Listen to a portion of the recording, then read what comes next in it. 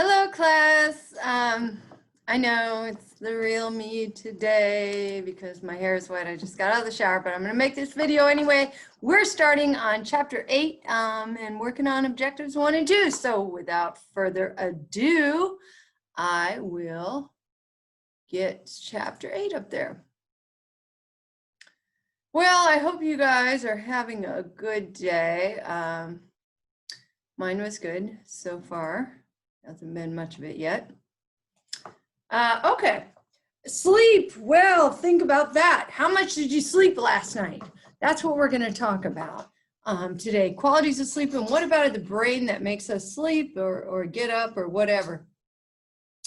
Okay, well, we're going to first start today by describing the endogenous rhythms and biological clocks, and then we'll talk about sleep stages, cycles of sleep, REM sleep, and dreaming. First, the endogenous rhythms and biological clocks. So basically, animals have these sort of ups and down rhythms of activity. And it's not just sleep-wake, it's also hormonal activity and other kinds of activity, but most animals do have a sleep-wake rhythm as well. And that's true even without light. So if you put them in the solid dark for 24 hours, they still tend to sleep and wake and stuff like that. It's not that light doesn't have an effect, we'll talk about that, but it doesn't cause the rhythm. The rhythm comes from within, and because the rhythm comes from within, we call it an endogenous rhythm, endo meaning from within, as opposed to exo, which would mean from outside. So there are endogenous circadian rhythms and endogenous circannual rhythms. Annual means year, and that means about a year. And so those are things like hibernation and migration. And then endogenous rhythms are about a day. So it's, circadian rhythm is about a day. So circa means about, and dia, if you know from the Spanish word, means day. Okay, so that's about a day-long rhythm, and that's sleep. Like we might sleep for 8 hours and then remain awake for the remainder of the 16 hours of the day. Body temperature changes over the course of the day. Mood changes over the course of the day. Well, what happens, as I was mentioning, is even if you put a person under all light conditions where the light never changes, or it's all dark conditions, they still have these rhythms, and the rhythms of sleep and wake will be around 24 hours, and we call that a free running rhythm. Now, it'll change a little bit when exposed to light. And so light and temperature and activity levels, noise and things like that serve as little kind of adjusters for that rhythm. And so we call those Zeitgebers. That's a German word, and it literally means time giver. So light will adjust our circadian rhythms a little bit, but they're there even without light. One of the times in which we really need to reset the biological clock is when we travel, and especially if we travel far away, the rhythms kind of have to readjust. And so it may be very difficult when you travel at first, but then eventually, you know, as long as you're getting up in daylight, going to sleep at night from wherever you are, you will eventually readjust.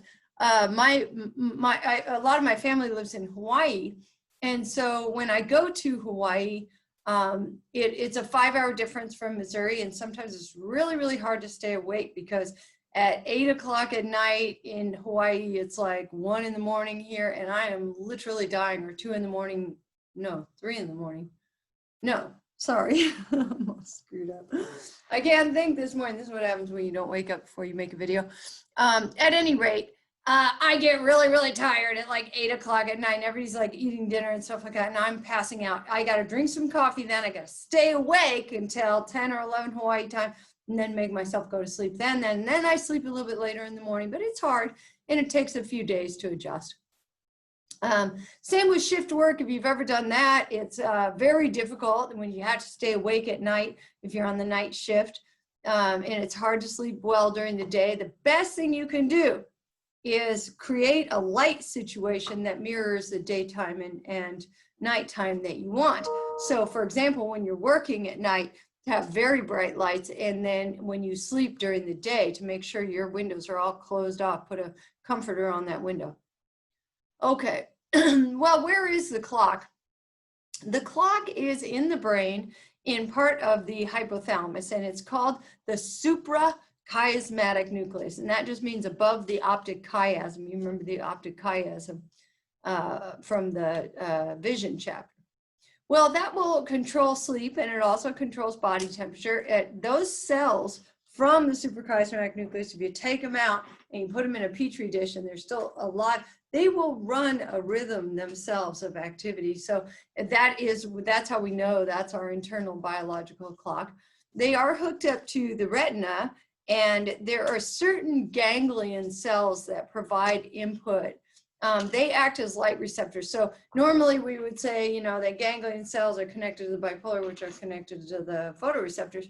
But in this case, these ganglion cells just take in light and send it directly to the suprachiasmatic nucleus to reset those cells. And that's how light resets them if we need to, if we're doing shift work or have jet lag or whatever. So basically light comes in, those special ganglion cells react. They send glutamate, which is excitatory, to the suprachiasmatic nucleus, again in the hypothalamus, and that is our biological clock. It's in there, it runs a free running rhythm, but it does get reset. Another thing that resets the clock is melatonin. The suprachiasmatic nucleus will regulate the release of melatonin from a gland called the pineal gland at night. And that is what makes us sleepy at night, one of the things that makes us sleepy. So you can actually take melatonin to help you to sleep. If you want to go to sleep earlier than you usually do, and this is true for a lot of college students, you know, if you're falling asleep at like 2 in the morning, but you would rather go to sleep, let's say at midnight or something, you can take melatonin at 10 p.m. if you want to go to sleep at midnight, and that'll make you tired by around midnight or something like that. But to phase delay is a little bit different. Phase delay, so rather than go to sleep earlier, you're actually wanting to go to sleep later. Then to phase delay, you would need some morning doses of melatonin. So that's it works in kind of a strange way that way, but you can use it to both phase advance and phase delay. Okay, we're gonna talk about, I think I'm just gonna quit right here because yeah, I'll start with sleep stages next time. You guys have a great day. I hope you enjoyed the video. Bye.